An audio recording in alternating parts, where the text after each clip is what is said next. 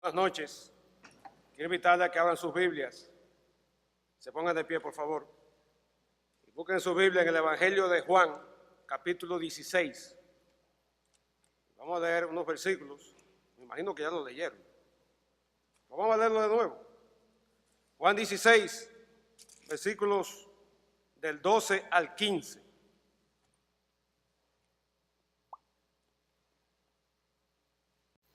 Dice así la palabra de Dios.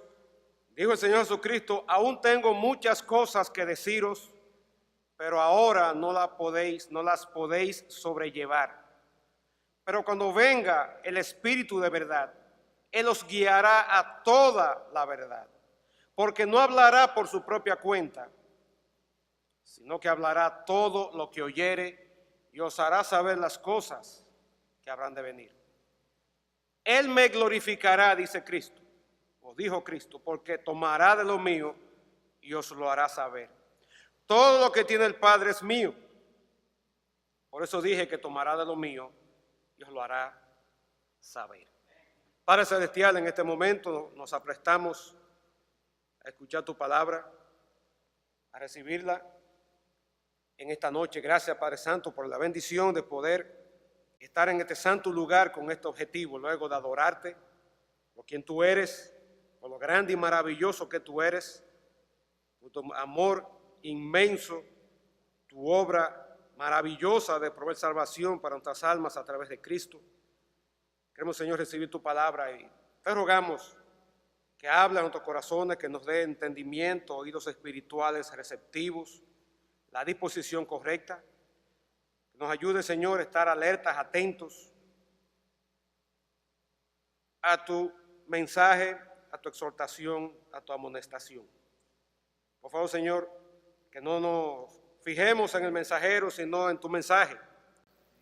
Que toda la gloria sea para ti en esta noche, Señor. Toma nuestros corazones y límpianos de todo pecado no confesado. Quita cualquier distracción.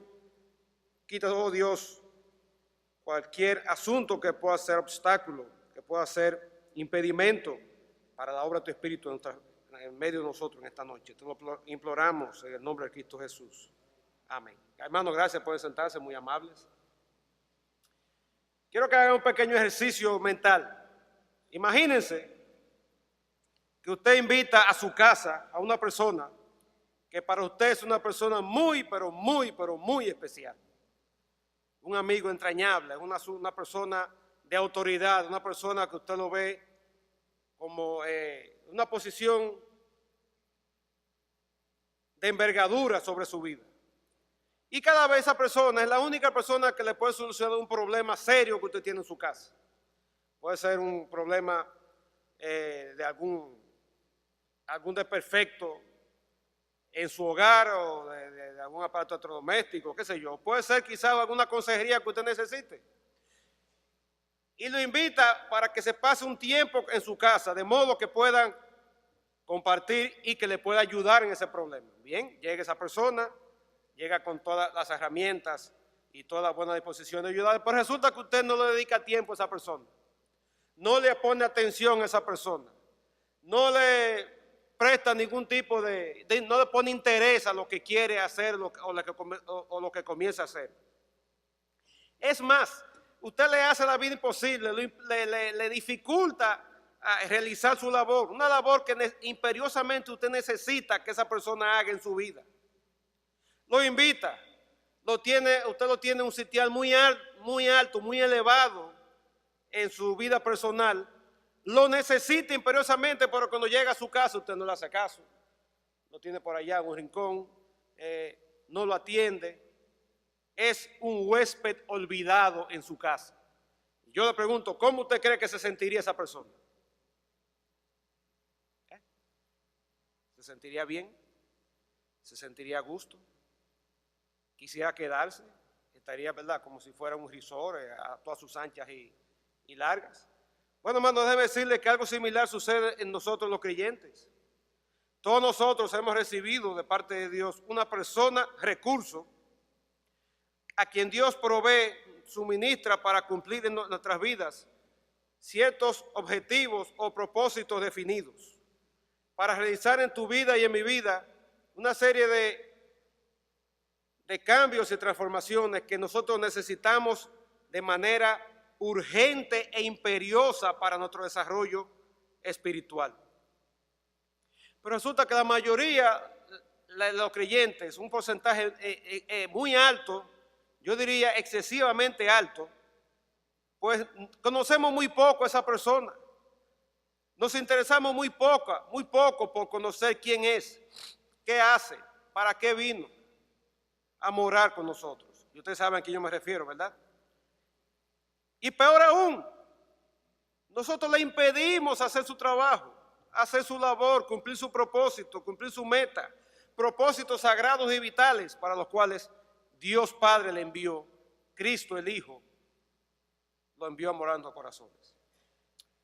Y yo quiero en esta noche compartir con ustedes algunos pasajes, además de este que vimos, en estos 4 capítulos, no son todos los capítulos, ¿verdad? Del 14 al 16 del Evangelio de Juan, dentro de lo que se llama el discurso del aposento alto. Yo quiero esta noche decirle compartir con ustedes la verdad de que tanto Dios Padre como Dios Hijo han enviado al Espíritu Santo a morar en cada creyente. Y eso yo creo que ustedes lo saben, es una noticia nueva. Él lo ha enviado a morar, pero es una noticia tan nueva que se ha vuelto en nosotros ya como obsoleta, como algo que no tiene mucho valor, algo, obvio. Pero ¿saben qué? Por el hecho de que reside en nuestros corazones, Él vino a cumplir una labor que tú y yo tenemos que permitirle que la haga. Y esa labor es, como dice el versículo 15 o 14 del capítulo 16, Él vino a glorificar a Cristo en tu vida y en mi vida. Y yo quiero dejarle con ustedes una pregunta para que gravite en los minutos que vamos a estar aquí arriba.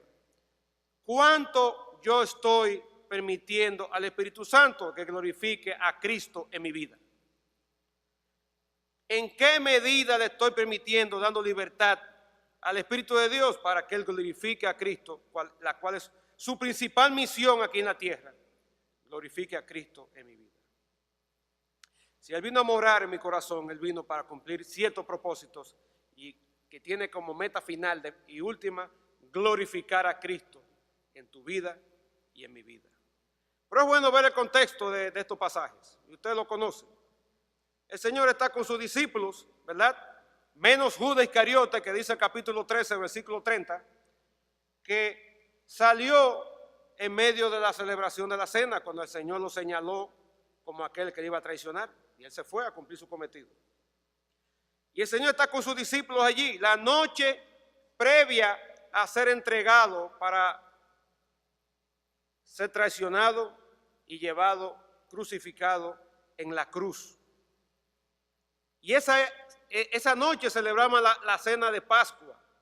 Era una especie como de Thanksgiving o de Nochebuena, pero era la ocasión en que las familias judías se reunían para recordar ese magno evento cuando Dios liberó a la nación de Israel de la esclavitud en Egipto. Y de esa manera también celebrar o recordar o prever esa una futura liberación que Dios iba a hacer para la nación a través de su Mesías. Lo que más lejos que ellos tenían que su Mesías estaba con ellos en esa ocasión y que bien pronto, específicamente al día siguiente, iba a ser sacrificado por todos ellos y por ti y por mí. Ahora, Cristo estaba consciente de lo que le esperaba el día siguiente. Y él sabía que el mundo de sus discípulos pronto se iba a derrumbar. Estos hombres habían estado con Él durante 3 años, caminando con Él, compartiendo con Él, aprendiendo de Él, viviendo con Él, dependiendo de Él. Y pronto, en un abrir y cerrar de ojos, el mundo de los discípulos se iba a derrumbar. Iba a sufrir una sacudida porque su maestro, su líder, su guía, iba a ser llevado a una cruz. Iba a ser puesto en el madero como un vil ladrón, malhechor, salteador, homicida. Iba a morir y se iba a acabar todo lo que ellos esperaban, todas las expectativas que ellos tenían como buenos judíos, se iban a acabar ese día. Y Cristo sabía muy bien, como Dios omnisciente que es, que eso iba a traer mucha confusión, desasosiego, turbación en los discípulos. Y más aún cuando en el capítulo 13, versículo 33, les dice: hijitos, aún estaré con vosotros un poco. Me buscaréis, pero como dije a los judíos, en el capítulo 8 se lo había dicho a los judíos, así os digo ahora a vosotros, a donde yo voy, vosotros no podéis venir. Y yo imagino que los discípulos hicieron como los muñequitos, la quijada. ¿Que te vas? ¿Cómo que te vas? Y ahora que esto está más bueno que nunca. Entonces el Señor le da en el versículo 34 y 35 ese nuevo y gran mandamiento. Pero yo creo que los discípulos, miren, ellos no entendieron ni para adelante más nada. Al punto que en el versículo 36, Pedro, y interesante que esto no es un monólogo, este discurso en estos 3 capítulos, no un monólogo, hay mucha interacción, hay mucha intervención de discípulos que uno dice: ven aquí, ¿dónde salió este individuo que nunca había hablado? Y ahí interviene. Y aquí tenemos a Pedro, que le dice: Señor, ven acá, ¿y a dónde que tú vas? ¿Cómo que tú te vas? Si ahora que lo mejor todavía falta por venir, ¿cómo que tú te vas? Y tú dices: mira, Pedro, a donde yo voy, tú no me puedes seguir ahora, me seguirá después. Y Pedro dice: Señor, pero ¿cómo que no te puedo seguir? Yo voy contigo a donde sea, hasta el fondo de la selva, al Amazonas, hasta el centro de la tierra, a la luna, a donde sea yo voy contigo. Y después dice el Señor: es más, Señor, yo estoy dispuesto a dar mi vida por ti. Y el Señor dice: ay, Pedro, si tú supieras lo que tú vas a hacer dentro de unas cuantas horas por mí. Pero el Señor conoce el corazón de estos hombres. Y a partir del capítulo 14, Él le va a dar una serie de promesas y enseñanzas que ellos necesitan saber y conocer como anticipo a lo que vendría. Cuando su maestro, su líder, su Señor les iba a ser quitado y ya ellos no iban a contar con su presencia física entre ellos. Y comenzando con el capítulo 14, están los famosos versículos 1, 2 y 3, donde Cristo le dice: no se turbe vuestro corazón, creéis en Dios, creed también en mí. Voy a la casa de mi Padre a preparar lugar, morada para ustedes.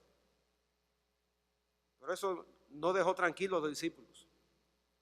Y luego el Señor le sigue dando una serie de instrucciones, pero yo quiero concentrarme en esta noche en 5 menciones o 5 alusiones que el Señor Jesucristo hace en estos 3 capítulos a la persona del Espíritu Santo, que entre muchas bendiciones y muchos recursos que ellos van a recibir para ayudarlos en su futura vida sin la presencia física de Cristo, el Señor quiere resaltar a ellos y nos quiere resaltar en esta noche la presencia y la persona del Espíritu Santo.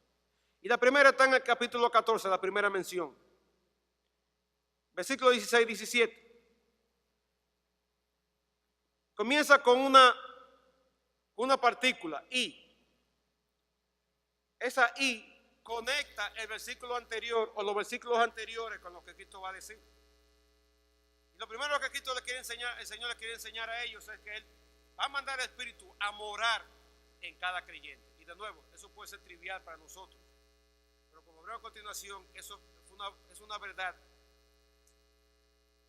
que para los discípulos lo iba a chocar, iba a ser una verdad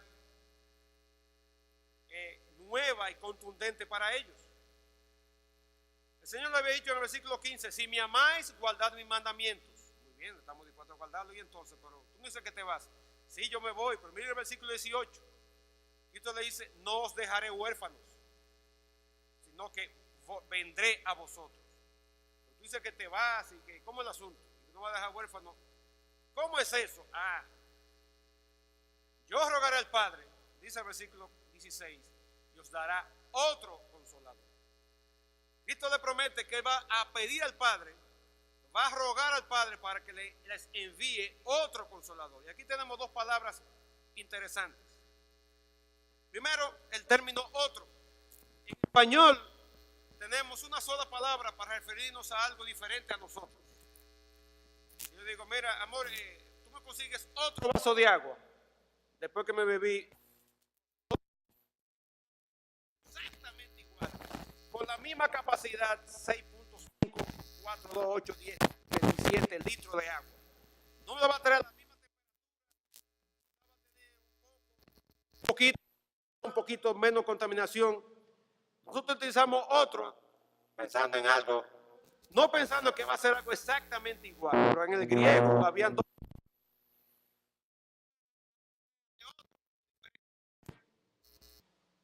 Pero hay otra palabra que es la que Cristo usa aquí, que significa otro de la misma clase, de la misma especie, de la misma naturaleza. Y dice que va a rogar al Padre para que le envíe otro de la misma clase, especie, naturaleza que él mismo, y le denomina consolador. Es la famosa palabra parácletos o paracletos, que simplemente el paracleto es una persona que es llamada a nuestro lado para ayudarnos, animarnos o aconsejarnos. Es una palabra que se utilizaba en las cortes para denotar a un asistente legal, a alguien que venía para ayudarnos en un problema legal que nosotros no manejamos, pero que esa persona tiene todo el conocimiento de leyes y todos los intrínculos y nos va a ayudar en el proceso, ¿verdad? Para defendernos, para abogar por nuestra causa. Es un intercesor. Ese término se aplica a Cristo en 1 Juan capítulo 2 versículo 1, que ustedes lo conocen. Juan dice aquella vez: hijitos míos, estas cosas os escribo para que no pequéis. Pero si alguno hubiere pecado, ¿qué tenemos? Abogado. Ahí está la palabra paracletos. Cristo es ese que viene a otro lado cuando pecamos y el enemigo nos acusa ante el Padre. Y Cristo viene y dice: no, espérate, Padre, yo pagué por él. Yo soy su abogado. No le haga caso al mentiroso este. Y aquí en Juan capítulo 14, 15 y 16, 5 veces o 4 veces Cristo habla del Espíritu Santo como consolador. Miren nuestro versículo 16 del capítulo 14. Miren también el 14, 26, más el consolador. El 15, 26 y el 16, 17. Entonces el Señor está diciendo: miren, yo no los dejaré huérfanos. Yo volveré a ustedes de nuevo. Pero yo no voy a volver físicamente, sino que voy a rogar al Padre para que les envíe a uno exactamente igual que yo. Es de la misma esencia, de mi naturaleza, y que va a ser lo mismo que yo he hecho hasta aquí con ustedes. Asistirlos, animarlos, ayudarlos, consolarlos, interceder por ustedes, animarlos, fortalecerlos. Yo voy a rogar, me voy, pero yo regreso en la persona de ese que Dios que voy a pedir al Padre que les envíe. ¿Y cuál es el propósito? Sigue diciendo el versículo 16, para que esté con vosotros para siempre. Y eso, el Señor buscaba consolar a sus discípulos. Él dijo que Él se iba. Y al día siguiente ellos iban a ser testigos de cómo su maestro le iba a ser quitado. Y aunque 3 días después iba a resucitar, pues ya no iba a ser lo mismo. 40 días después él iba a ascender a los cielos y no le verían más físicamente. Pero le promete que iba a rogar al Padre para que les envíe a otro consolador para que esté con ellos siempre. Versículo 17, el Espíritu de verdad, que es la fuente de la verdad, quien imparte la verdad. Y este Espíritu no iba a ser dado a cualquiera. Dice el Señor, a cual el mundo no puede recibir. El mundo, el hombre sin Cristo no puede tener al Espíritu Santo. Dice en 1 Corintios capítulo 2 que para el hombre natural las cosas espirituales le es locura. Ellos no pueden entender eso. Usted le habla a un impío sobre la soberanía de Dios y eso es chino para él. Usted le habla a un inconverso sobre el diezmar, el ofrendar y eso es eso para que el pastor o los pastores se compren jipeta como hizo Joaquín, se vayan a andar por ahí. Ellos no entienden eso. ¿Por qué? Pues dice Pablo en 1 Corintios capítulo 2 que ellos no, son cosas que se disciernen espiritualmente. El mundo no lo puede recibir porque no le puede ver ni le conoce, pero dice el Señor que el Espíritu Santo, el Consolador, va a ser dado a creyentes. Pero vosotros le conocéis porque mora con vosotros. Y aquí viene lo revolucionario, y estará en vosotros. Los discípulos como judíos formados en la ley mosaica, y en el Antiguo Testamento, ellos más o menos tenían una idea de la actividad del Espíritu Santo en el Antiguo Testamento. Ellos sabían que el Espíritu Santo era dado de manera selectiva a ciertos individuos. Reyes, profetas, sacerdotes, legisladores, jueces. Quienes eran ungidos por el Espíritu Santo, recibían el Espíritu Santo para para ser capacitados a una actividad especial. Los reyes obviamente para reinar, los legisladores para crear las leyes, los profetas para predicar, los jueces para liberar al pueblo, uno que otro como los que construyeron, los que prepararon todos los utensilios del tabernáculo, ¿verdad?, para ese trabajo. Y ellos sabían que como era así mismo como fue el temor de David en el Salmo 51, el Espíritu Santo le podía ser tomado y se podía ir de ellos. Pero ellos sabían que el Espíritu Santo no venía sobre cualquier persona. Y ahora que el Señor le dice, el Espíritu Santo estará en vosotros.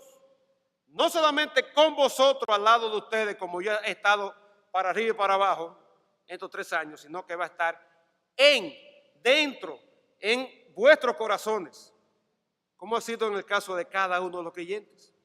Y esa es la instrucción bíblica precisamente. 1 Corintios 2:12 dice que no hemos recibido el espíritu del mundo, sino el espíritu que proviene de Dios, para que sepamos lo que hemos recibido. Ahí mismo en 1 Corintios 3:16 dice que Pablo pregunta, ¿y no sabéis que soy templo del Espíritu de Dios? Y lo mismo repite en el capítulo 6, versículo 19.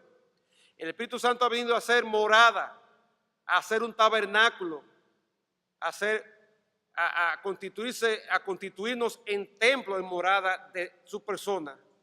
Y Él está en el corazón de cada creyente, no como en el Antiguo Testamento, que venía sobre ciertos individuos por un tiempo para capacitarlos para un servicio especial, y luego que eso se terminaba, se iba. Ahora, en esta era de la gracia, el Espíritu Santo viene sobre todo creyente, como dice Cristo, para estar en nosotros. Y usted dirá, por eso yo lo sé. Eso me lo han dicho desde que yo era chiquito, desde que yo era chiquito en el Evangelio. Ahora yo te voy a hacer una pregunta. ¿Cuán consciente tú estás de esa realidad? ¿Cuán consciente tú estás de que el Espíritu Santo mora en tu corazón? Otra pregunta te voy a hacer. ¿Tienes tú especial interés en conocer quién es ese que mora en tu corazón? Muestra cada día genuino interés en conocer sobre su persona, sobre su ministerio, sobre su obra. Por eso había titulado este mensaje El huésped olvidado. Porque ese huésped que está en el corazón de cada creyente, prometemos, hermanos, que la mayoría de nosotros vivimos ignorantes de todo lo que concierne al Espíritu de Dios. Deberíamos hacer caso a la amonestación de Pablo en 1 Corintios 12:1, cuando dice a los corintios, no quiero que ustedes ignoren acerca de las cosas que tienen que ver con el Espíritu Santo. En su Biblia se traduce, no quiero que ignoren acerca de los dones espirituales. Pero en original no se refiere a los dones espirituales, sino a cualquier cosa que tiene que ver con el Espíritu Santo. ¿Y cuál es la temática nuestra, por lo general? Tratando de huir del extremo carismático pentecostal, ¿verdad? Que ven al Espíritu Santo en la sopa, ven demonios en la Coca-Cola, ven demonios en lo que sea. Tratando de huir a eso, entonces nos vamos al otro extremo, donde el Espíritu Santo prácticamente lo apagamos, porque nos volvemos apáticos a Él y pecamos de ignorantes en cuanto a su presencia y en cuanto a su actividad en nuestros corazones. Hace unos minutos Joaquín hizo un ejercicio con nosotros, ¿verdad? ¿Recuerdan? Y mencionaron, yo me imagino que como 2 o 3 docenas de atributos de Dios Padre.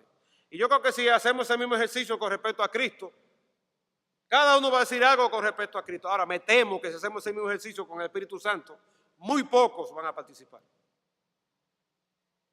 Y espero equivocarme. Espero equivocarme.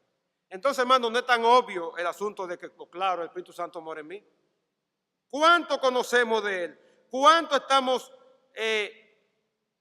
¿Cuánto empeño ponemos para aprender sobre quién es el Espíritu Santo? Porque es una persona, o es un viento, es una brisa, es una influencia, es una corriente, es un pensamiento. ¿Qué es lo que es el Espíritu Santo? Miren el nombre, Espíritu Santo. Y si Él vino para morar en tu corazón y en mi corazón, lo menos que podemos hacer es dedicar tiempo para conocerle y conocerle a través de su palabra, a través de la revelación bíblica. Alguien dijo, no es que necesitemos más de ese espíritu, Dice el mismo Señor, dice en Juan 3, que Él no ha dado el Espíritu Santo por medida. Él no le dio un chin de Espíritu Santo a Domingo, otro poquito a don Antonio, un poquito más a doña Argentina y un chin más a aquel, un chin menos. El Señor no ha dado a todo el Espíritu Santo a la misma medida. Por eso orar, Señor, dame de tu Espíritu, es una oración incorrecta. Porque Él te lo dio todo. Ahora, sí necesitamos desesperadamente conocerle más. Porque en la medida en que aumente nuestro conocimiento de Él, crecerá nuestra fe y nuestro poder, y mayor será el control que le veremos ejercer en nosotros. Sí, el Espíritu Santo mora en ti. Si una vez tú recibiste a Cristo como tu Señor y Salvador, si una vez tú te arrepentiste, inmediatamente el Espíritu Santo vino a morar a tu corazón. Pero no te pregunto, ¿cuánto tú conoces de su persona? ¿Cuánto tú conoces de su deidad? ¿Cuánto tú conoces de su actividad en tu vida y su actividad en el mundo? Una segunda cosa que quiero resaltar está en el versículo 26. No solamente el Espíritu Santo fue dado para morar en nosotros, sino que fue dado también para enseñarnos. Para enseñarnos, dice el Señor, más el Consolador, el Espíritu Santo, y comienza con más. Eso se conecta con los versículos anteriores. ¿Y qué está sucediendo en los versículos anteriores? Bueno, que otro de los discípulos, uno que yo creo que nunca había hablado en los evangelios, aquí habla. Dice el versículo 22, le dijo Judas, no el Iscariote, para que no se confundan: Señor, ¿cómo es que te manifestarás al mundo y cómo es que te manifestarás a nosotros y no al mundo? Recuerden que ellos, como buenos judíos, estaban esperando que Cristo se manifestara al mundo, hiciera su presentación, la alfombra roja. Aquí estoy yo, el Mesías, el que lo voy a liberar del yugo romano, el que le voy a devolver el esplendor a la nación que vivieron cuando David y Salomón. Ellos esperaban que Cristo hiciera eso en algún momento. Pero yo veo que el Señor está haciendo todo lo contrario. Cada vez se está alejando de ese tipo de cosas. Y le pregunta, ¿y cómo es que tú te vas a manifestar a nosotros y no al mundo? Y el Señor le dice, el que me ama, mi palabra guardará, y mi Padre la amará, y vendremos a Él y haremos morada con Él. El que no me ama no guarda mis mandamientos, y la palabra que habéis oído no es mía, sino del Padre que me envió. En otras palabras, el Señor recalca que el Padre y el Hijo se van a manifestar en aquellos que le aman. ¿Y quiénes son los que le aman? Los que guardan sus mandamientos. ¿Y cuáles son esos mandamientos? Entonces Cristo dice, entonces para enseñar esos mandamientos, el Consolador, el Espíritu Santo, el Padre lo va a enviar en mi nombre. Y aquí menciona, ¿verdad?, el nombre del Espíritu Santo, pero ¿saben? Ese nombre es un nombre descriptivo.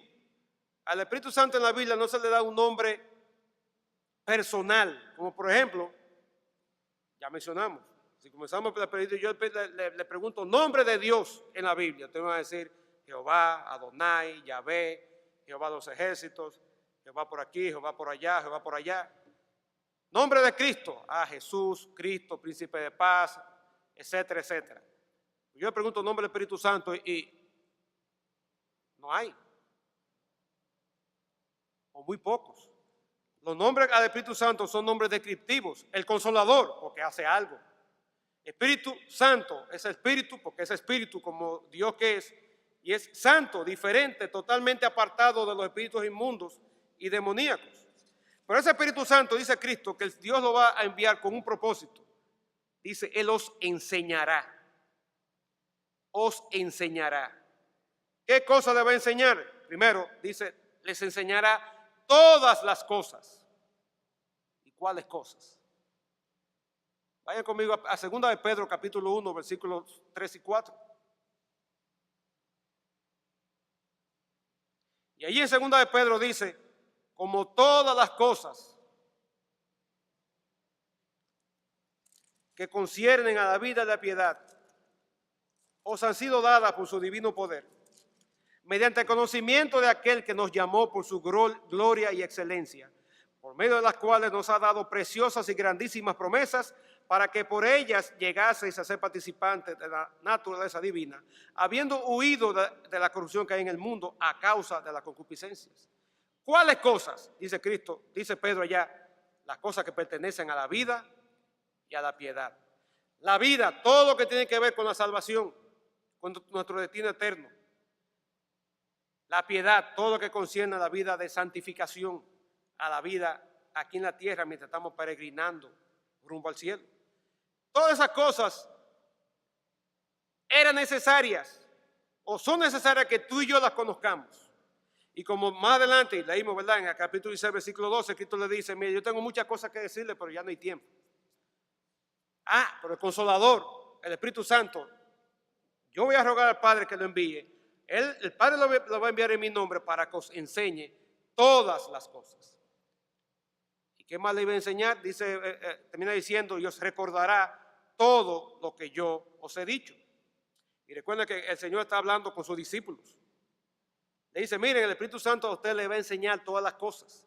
Les va a recordar todo lo que yo les he dicho. ¿Y cómo se cumplió eso? En primer lugar, se cumplió en ellos mediante la inspiración de las Escrituras. Cuando Mateo se sentó a escribir, él no tenía a alguien dictándole, mire, escribe ahí. El Señor no estaba por ahí, estaba en gloria al lado del Padre. Pero Mateo tenía el Espíritu Santo, recordándole todo ese episodio, esas vivencias. Cuando Mateo se sentó y escribió el Sermón del Monte, capítulo 5, 6, 7, todo lo que Cristo dijo, él no tenía una grabadora, él no grabó eso. Él no tenía un CD, ¿verdad?, que puso una computadora y fue escuchando y escribiendo, escuchando y escribiendo. De alguna manera él recordó eso y ahí se cumple ese versículo. Os recordará todo lo que yo dije. Cuando Juan, 60 años después, se sentó a escribir este evangelio, ¿cómo recordó todo eso? ¿Cómo recordó las palabras del capítulo 5, del capítulo 6? Esta palabra de estos capítulos 14, 15 y 16. El Espíritu Santo les recordó lo que Cristo dijo. Se cumplió en los discípulos esa promesa. Se cumplió también más adelante cuando algunos de ellos, como Pedro, el mismo Juan, escribieron epístolas, y como otros, como Pablo, Santiago, Judas, escribieron. El Señor les enseñó todas las cosas y ellos las plasmaron. Y por eso tú y yo disfrutamos de lo que se llama el Nuevo Testamento. Pero ¿saben qué? También se cumple en nosotros esas promesas. Se cumple mediante lo que se llama el ministerio de iluminación espiritual. Miren, vayan conmigo a 1 Corintios 2:13. Cómo el Espíritu Santo nos enseña todas las cosas y nos recuerda lo que Cristo dijo, mediante lo que se llama el ministerio de iluminación espiritual. Dice el versículo 13, lo cual también hablamos, no con palabras enseñadas por sabiduría humana, sino con las que enseña el Espíritu, acomodando lo espiritual a lo espiritual.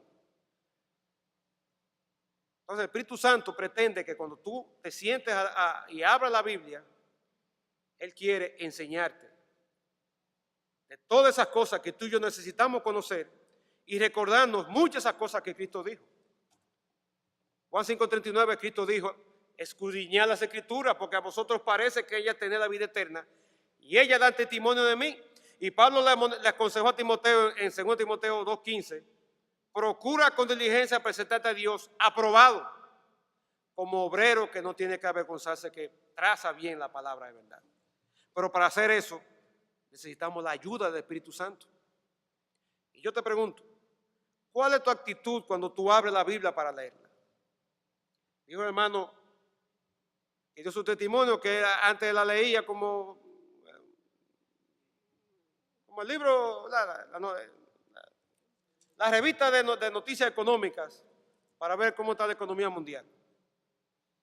Y saben que yo creo que a veces nosotros abrimos la Biblia de esa misma manera, como si fuera el periódico del día, o como un amuleto. Si no leo un salmo, salgo a la calle y me parto un rayo. Déjame yo leerlo y dejarlo abierto en ese salmo para que me vaya bien. Para que no llueva, para que encontré el carro público a tiempo, para que no haya tapones. Tenemos la Biblia como un amuleto. Es más, hay otro lo tiene como adorno. Yo tengo varias Biblias de adorno en mi casa. Pero tengo una, mire, que está la pobre. Hay una que tengo allá que le pregunté a alguien hoy, creo que fue a a Marcos, ¿dónde fue que le encuadernó? Porque la Biblia la tengo que es por pedazos, necesito encuadernar. Hermano, ¿en tu Biblia qué es? ¿Un mero bicuidador en tu casa? Y cuando tú la abres, ¿cuál es tu actitud? ¿Vas allí a buscar motivación? Es un libro motivacional. Bueno, para eso le hacen los libros de Cuauhtémoc, Cuauhtémoc Sánchez, ¿qué se llama el fulano este? O le hacen los libros de yo no sé quién. No la Biblia, porque el objetivo de la Biblia no es motivarlo para que salga positivo y camine por ahí para que todo salga bien. Claro, dice Josué 1:8, nunca se apartará de tu boca este libro de la ley, sino que de día y de noche meditarás en él, para que guarde conforme a todo lo que está en el escrito, de modo que todo salga bien. Pero, ¿qué tiene que hacer antes? Meditar. No simplemente leer un pasaje al estilo, ¿verdad? Déjame ver qué me toca ahí. Rian. Y a veces, hermano, tenemos esa actitud con las escrituras. Y peor aún, se nos olvida que el autor de ese libro mora en tu corazón. Qué bueno sería tener a Víctor Hugo, el autor de Los Miserables, para que me explique por qué él escribió eso tan largo. Que me explique dónde salió ese personaje. Y los muchachos que pasaron por el bachillerato aquí del CBS saben a quién yo me refiero. O leer el Quijote y tener a Cervantes para que me explique alguna de esas metáforas que utilizó. A los que son fanáticos de Gabriel García Márquez, ya se murió, ya no pueden mandarle un correo electrónico a preguntarle por qué él dijo tal o cual cosa en su libro. Hermano, tú y yo tenemos al autor de este libro morando en nuestros corazones y lamentablemente no le preguntamos cuando leemos qué significa eso. Claro, no es que va a decir, mira, es lo que dice tal y tal cosa. Pero su ministerio, uno de sus ministerios es precisamente enseñarnos todas las cosas y recordarnos todo lo que Cristo dijo. ¿Cuántas veces al leer la Biblia lo primero que tú haces, tú lo has hecho?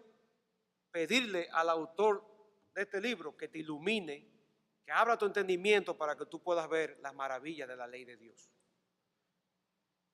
¿Cuántas veces tú le has pedido, Señor, Espíritu de Dios, enséñame lo que yo necesito aprender para el día de hoy? No abriendo a lo loco, sino en tu lectura sistemática o en tu estudio, ¿verdad?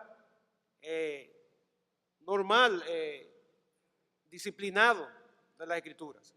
Si es que tenemos un sistema de lectura sistemática o un plan de estudio aplicado. ¿De qué manera el Espíritu Santo nos va a enseñar todas las cosas y todo lo que Cristo dijo? Si no nos encomendamos a su dirección para recibir instrucción e iluminación espiritual. El Señor dice que Él vino a enseñarnos. ¿Cuánto tú estás permitiendo que te enseñe? ¿Cuánto? Claro, gracias Señor por los pastores y maestros. Pero, hermano, tenemos al pastor y al maestro de por excelencia, el Espíritu Santo, morando en nosotros y nos quiere enseñar. Permítele enseñarte de la palabra de Dios. Una tercera mención del Espíritu Santo está en el capítulo 15, versículo 26. Y aquí dice Cristo que el Espíritu Santo fue dado para que Él diera testimonio de Cristo, testimonio de Él. Comienza diciendo, pero, conectándolo con los versículos anteriores, en los versículos anteriores el Señor le está hablando sobre la actitud que el mundo iba a tener hacia los creyentes. ¿Cuál es la actitud del mundo hacia los creyentes? Regalarle Grammy cada vez que tienen un logro y aplaudir al creyente y darle un Grammy.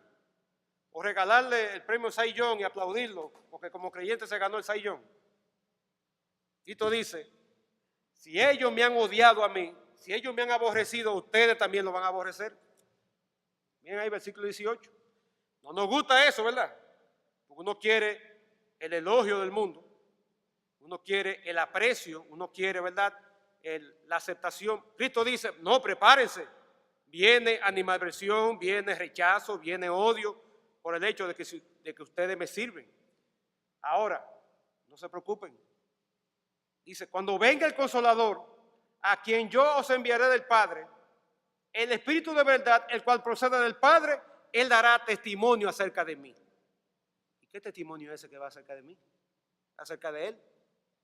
Hermano, cuando tú recibes un rechazo, una muestra de menosprecio porque eres cristiano, ¿qué pasa por tu mente? Oye, Señor, y para esto fue que tú me hiciste cristiano, para que me estés tratando así. Señor, y estaré realmente en la verdad. ¿Será esto realmente lo que es tu voluntad? Tito dice, en ese momento el Espíritu Santo va a dar testimonio de mí. ¿Y qué testimonio? Miren, vayan conmigo a Romanos capítulo 8. Dos testimonios en Romanos capítulo 8, versículos 14 al 17.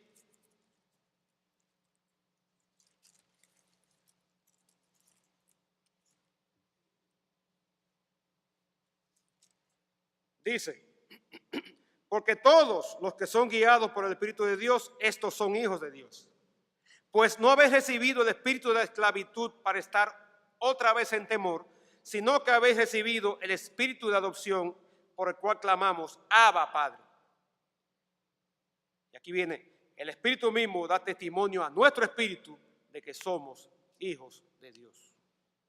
En esos momentos de rechazo, en esos momentos de que te empujan a un lado, y tú dices, en ese momento el Espíritu Santo te va a dar testimonio de que tú eres hijo de Dios y que eso que está sucediendo te confirma que tú eres hijo de Dios. No te desanimes por eso.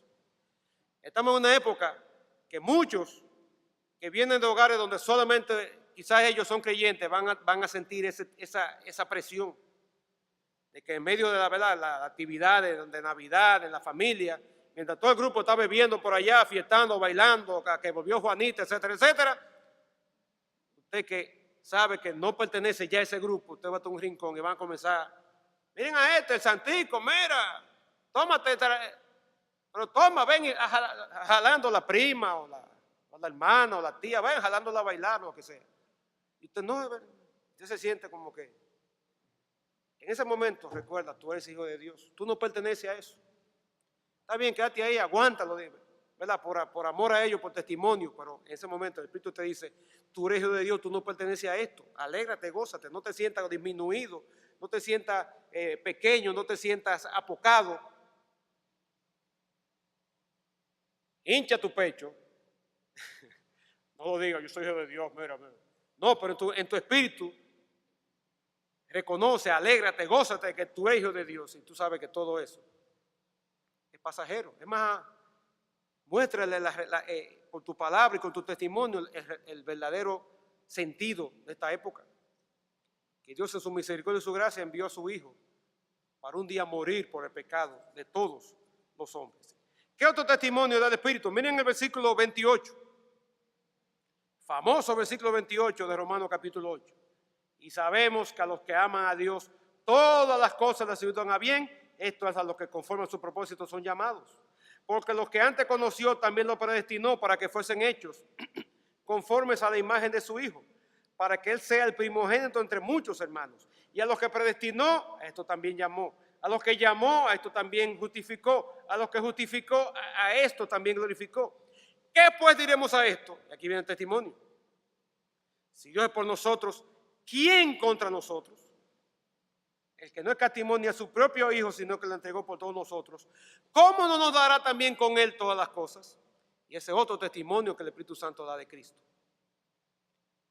Primero, por un lado, que cualquier cosa, cualquier episodio difícil, duro, chocante, que pase en tu vida, está bajo el control de Dios y que Dios lo va a guiar si tú eres hijo de Dios. Si tú amas a Dios, Dios va a llevar eso para bien. Ustedes saben que a los impíos les encanta ese versículo. A los inconversos les encanta ese versículo. No, porque los que aman a Dios, todo ayuda bien. La pregunta es, ¿aman a Dios realmente? Pero no ven el versículo 29, que dice que Dios permite eso porque Él tiene un propósito. Y el propósito es hacernos cada día conforme a la imagen de su Hijo. Las pruebas, las dificultades son proyectos de Dios para ayudarnos a crecer cada día más a la imagen de Cristo. Y el Espíritu Santo da testimonio a tu corazón de que esa prueba, de que ese problema, de que esa enfermedad, de esa dificultad económica, ese problema familiar, esa situación que tú tienes no es fortuita, no fue algo que se le escapó a Dios, no fue un rolling, ¿verdad? Que él estaba fildeando, que encontró una piedra y le brincó la pelota por encima o se le fue bajo las piernas. Es algo que el Señor tiene bajo control y lo va a utilizar para glorificarse en tu vida y para cumplir su propósito en ti. Ese testimonio da el Espíritu en tu corazón. ¿Y cómo reaccionamos, hermano, cuando en esas situaciones? aceptamos las burlas, los rechazos, la oposición, la aceptamos correctamente, lo vemos como que no me quieren, como que yo no soy nadie, como que yo no encajo en este grupo, como que o cuando viene un problema, una situación, ¿cómo la recibimos? Como que Dios se olvidó de mí, me dio la espalda, ya no me quiere. El Espíritu Santo da testimonio de que Dios sigue en control, de que te ama y que esas situaciones no son más que evidencia en primer lugar de que tú eres hijo de Dios y en segundo lugar de que Dios quiere cumplir su propósito contigo. Cuarto lugar, cuarta mención está en el versículo capítulo 16 con respecto al Espíritu Santo. De Juan, del Evangelio de Juan, capítulo 16, versículo 7, dice, pero os digo la verdad, pero, versículo 5, el Señor le había increpado a los discípulos, pero ahora voy al que me envió y ninguno de vosotros me pregunta, ¿a dónde vas? Pedro le había preguntado par de capítulos atrás, pero parece que en el episodio ninguno más le había preguntado. Y el Señor le dice, ninguno de ustedes me pregunta, al contrario, porque os he dicho estas cosas, tristeza ha llenado vuestros corazones. Le dice, no se pongan tristes. Es necesario, es conveniente que yo me vaya. Porque si no, entonces el Espíritu Santo no vendría a vosotros. Era necesario que el Señor partiera. Era necesario que el Señor no solamente fuera a la cruz, fuera sepultado y resucitado el tercer día para cumplir, consumar el plan de salvación, sino era necesario que Él regresara a su trono, a la diestra del Padre, para que entonces se diera esa transferencia, ¿verdad? Yo me voy, pero viene el Espíritu Santo. Era necesario, era conveniente, era lo mejor. Imagínense que el Señor se hubiera quedado con los discípulos, Él estuviera por allá en Palestina, supiéramos de Él por internet, supiéramos de Él por transmisión vía satélite, y no lo tuviéramos en cada uno de nuestros corazones, porque Él no iba a estar con un cuerpo, iba a estar en todas partes al mismo tiempo. Es necesario que Él se fuera, para que viniera el Espíritu Santo, que ya sí puede morar en cada creyente, en cualquier parte del mundo, en cualquier momento, en cualquier circunstancia, aquí, en Armenia, en Irak, en El Salvador, en Sudáfrica, en Noruega, en Oceanía, donde sea, en Guam, que queda lejísimo, donde sea, el Espíritu Santo ya sí puede estar.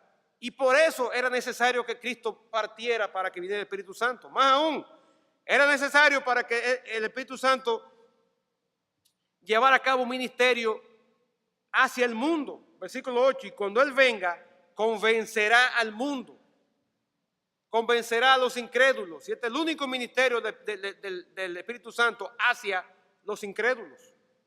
El único ministerio hacia los incrédulos. Convencerlos de pecado, de justicia y de juicio. Ahora, yo no me voy a meter en qué significa cada cosa de esa. Pregúntenle a su profesor de doctrina del Espíritu Santo. ¿De acuerdo? No me pregunten a mí. ¿De qué tú te ríes? Pregúntenle a él qué significa eso. Pero brevemente, el pecado de incredulidad. Y tú y yo fuimos convencidos de que la incredulidad es lo único que nos separaba para ser salvos. El Espíritu Santo nos convenció de justicia, nos hizo ver que por nuestra propia justicia nunca íbamos a ser salvos. Necesitamos la justicia perfecta de Cristo imputada a nuestro favor. Y de juicio, de que si seguíamos en ese derrotero de rebeldía, la condenación era segura, tan segura como que ya Satanás estaba condenado. Ahora déjame decirle algo. ¿Saben que el Espíritu Santo no hace ese ministerio en el vacío? O sea, Él no convence al mundo de pecado, justicia y juicio en el vacío. Él necesita de la palabra. Él necesita que la palabra llegue a los corazones. A través de la palabra Él convence. Nadie es convencido de pecado, justicia y juicio si nunca haber escuchado el Evangelio. Ahora, para que escuche el Evangelio, ¿qué es necesario? Que tú y yo prediquemos. Miren lo que dice en Romanos capítulo 10. Romanos capítulo 10, versículos del 14 al 17. Pablo hace 4 preguntas interesantes. Dice, ¿cómo pues invocarán a aquel en el cual no han creído? ¿Cómo el inconverso va a clamar por salvación si no le conoce no conocen a ese Salvador? No saben quién es. Segunda pregunta, ¿cómo creerán en aquel de quien no han oído? ¿Y cómo oirán sin haber quien les predique? ¿Y cómo predicarán si no fueren enviados? Como está escrito, cuán hermosos son los pies de los que anuncian la paz, de los que anuncian buenas nuevas. Mas no todos obedecieron al evangelio, pues Isaías dice, Señor, ¿quién ha creído en nuestro anuncio? Así que la fe es por el oír y el oír la palabra de Dios. Y yo me atrevo a parafrasear. Así que la convicción que da el Espíritu Santo viene por oír la palabra de Dios. Y no digo yo, lo dice la Escritura. De modo que ese ministerio de convicción, el Espíritu Santo no lo hace en un vacío. Lo hace utilizando las herramientas de las Escrituras. Ahora, en ese ministerio tú y yo tenemos una participación. Pablo dice que Dios nos ha dado, en 2 Corintios capítulo 5, Dios nos ha dado el ministerio de la reconciliación. Y nos ha hecho embajadores, que la semana pasada Ariel habló sobre eso. Dios nos ha hecho embajadores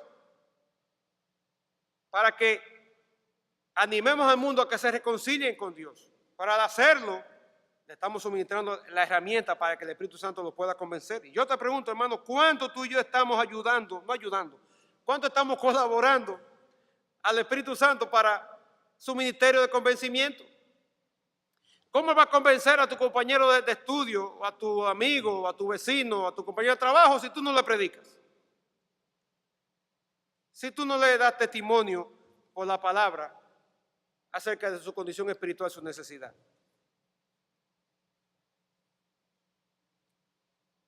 Sí, Él es quien convence, pero Dios nos ha dado el privilegio de ser parte de ese ministerio de reconciliación. Por tanto, piensa, ¿cuánto tú y yo le impedimos al Espíritu Santo hacer esa labor? Claro, Él lo va a hacer, porque es soberano, pero tú y yo no vamos a perder la bendición de ser parte de ese ministerio.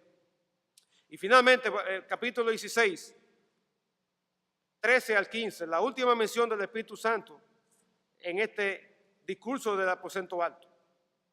Dice el Señor, pero cuando venga el Espíritu de verdad.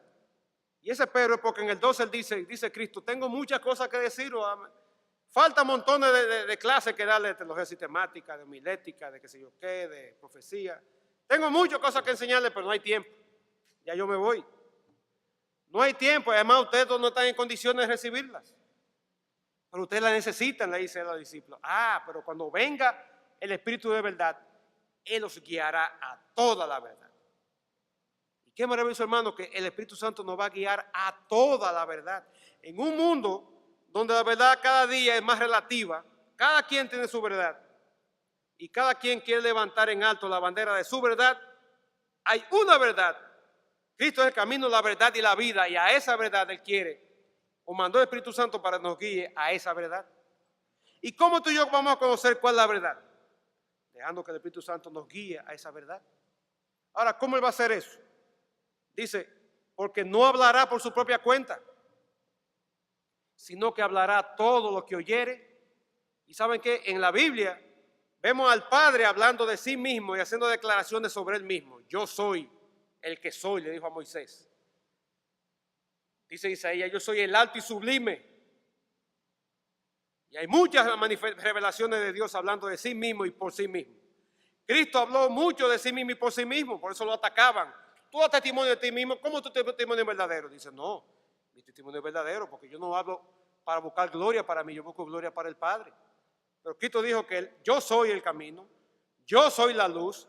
7 u 8 veces, solamente en el Evangelio de Juan, Cristo dijo yo soy, y eso lo relaciona con el yo soy del Antiguo Testamento. Sin embargo, usted no va a encontrar un versículo donde el Espíritu Santo habla, yo soy, declarándose sobre sí mismo. Porque su ministerio es dar testimonio de Cristo. Y como dice ahí, hablar lo que oyere del Padre y del Hijo y enseñándonos a ti y a mí. Más aún, dice, os hará saber las cosas que habrán de venir. Y ahí el Espíritu Santo cumple o completa la trilogía que vimos en el versículo 26 del capítulo 14. Que dice que el Espíritu Santo le enseñará todas las cosas. Les recordará todo lo que yo os dije. Y aquí dice, os hará saber las cosas que habrán de venir. Eso se cumplió en Juan cuando se sentó a escribir el Apocalipsis. El Espíritu Santo le mostró todas las cosas que habían de venir. Ahora el Señor a ti y a mí no nos va a mostrar cosas diferentes que va a suceder. No va a ser nosotros predictores ni mucho menos. Pero Él quiere guiarnos a toda la verdad. Porque va a tomar la verdad que es Cristo y la va a hacer realidad en tu vida y en mi vida. Pero para que eso sea posible, para Él hacer ese ministerio, necesitamos buscar de su dirección, estar consciente que Él quiere hacer eso. Y todos esos ministerios cumplen un propósito final y definitivo. Dice el versículo 14, Él me glorificará, dice Cristo. Y hermanos, ese es el ministerio final, ese es el propósito último del Espíritu Santo entre nosotros, y es glorificar a Cristo. Él no vino para darte la energía para que usted brinque y comience a dar muchísimas vueltas aquí en el templo y hablar cosas extrañas. No, ese no es el propósito. Si pasó eso en Hechos, tiene su razón. Y él también para glorificar a Cristo. Su ministerio básico es glorificar a la persona de Cristo. ¿Y cómo lo va a hacer? Dice Cristo, porque tomará de lo mío y os lo hará saber. Y eso es maravilloso. Él quiere tomar de Cristo, de sus enseñanzas y de su persona, y quiere dártelo a ti y dármelo a mí. Pues ¿sabe qué, hermano? Nosotros le impedimos hacer eso. Nosotros no le dejamos hacer eso. Como un huésped olvidado, es un recurso desusado. Se parece, ustedes leen en el periódico que a veces hay gobiernos de otras naciones que regalan a países como este, países subdesarrollados, rumbo al cuarto, quinto mundo, el retroceso cada vez más. Nos regalan equipos sofisticados de medicina, de informática, de agricultura, equipos industriales, equipos increíbles, donde lo único que tiene que hacer el gobierno de ese estado receptor de ese regalo es buscar a la persona para entrenarlo, capacitarlo para que opere ese equipo. Pero ¿qué pasa en la mayoría de los casos? Que usted va y ese equipo está arrumbado en el patio de una dependencia, dañándose, cuando puede ser utilizado para beneficio de esta población, simplemente porque los gobiernos de turno no le interesan. Y saben que nosotros tenemos esa misma actitud.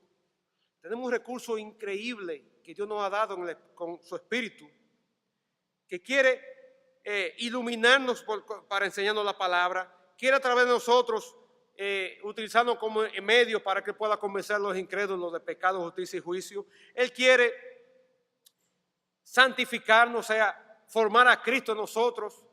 Y también en Romanos que Él busca interceder por nosotros con gemidos indecibles. ¿Pero qué va a interceder si nosotros ni siquiera oramos?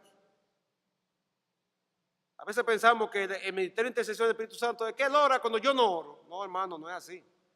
Es que yo al orar no sé cómo pedir, Señor, yo no sé ni cómo pedirte por esto. El Espíritu dice, yo sí sé cómo, ven. Y lleva la oración al Padre. Por eso le impedimos.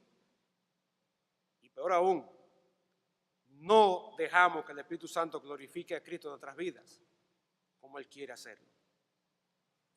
Así que, hermano, en esta noche, simplemente, yo quiero dejar en sus corazones ese ánimo.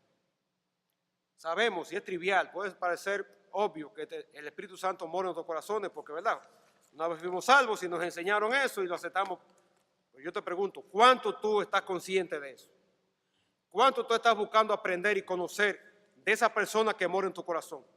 Conocemos mucho de Dios Padre, amén. Conocemos mucho de Dios Hijo, maravilloso. ¿Cuánto conocemos del Espíritu Santo sobre su persona, su deidad, sus ministerios en el Antiguo Testamento, en el Nuevo Testamento, en la vida de Cristo, su ministerio entre nosotros? ¿Cuánto estamos dejando que Él haga su obra de permitirnos crecer a la imagen de Cristo y glorificarle a Él en nuestras vidas? Que el Señor ayudarnos a despertar, que el Señor ayudarnos a levantarnos, como dice en Efesios capítulo 5, levántate tú de los muertos, despiértate y comienza a considerar a esa persona que mora en tu corazón y que Cristo mandó para que esté contigo para siempre y ya no sea un huésped olvidado, sino un huésped distinguido, ya no sea un recurso desusado, sino un recurso útil, maravilloso para la gloria de Cristo. Padre Celestial, gracias por este tiempo y oro para que tu palabra sea eficaz en cada uno de nuestros corazones. Que podamos meditar en ella y al salir por esas puertas, por las puertas podamos salir con la disposición de buscar conocer más de tu persona, Espíritu de Dios, de tratar de como lo que eres, una persona, de tener esa comunión, esa interacción, oh Espíritu de Dios, contigo, porque está con nosotros cada día. Permitirle que cada día nos transformes, nos haga la obra de santificación, que al abrir la palabra podamos de manera consciente apelar a tu ayuda para poder entender tu mensaje a través de las Escrituras. Que al dar testimonio de Cristo, estemos conscientes de que estamos siendo instrumento de tu gracia en ese ministerio de reconciliación, y que los momentos difíciles, los momentos duros, los momentos de oposición o de rechazo, podamos sentir ese suave susurro, ese hermoso susurro de tu Espíritu Santo, recordarnos que somos tus hijos y que en esa medida todas las cosas han de ayudar a bien. Gracias, Señor, por este tiempo. Sea tu nombre glorificado, Cristo, en nuestras vidas a través de la obra de tu Espíritu Santo en nosotros. En tu nombre oramos. Amén.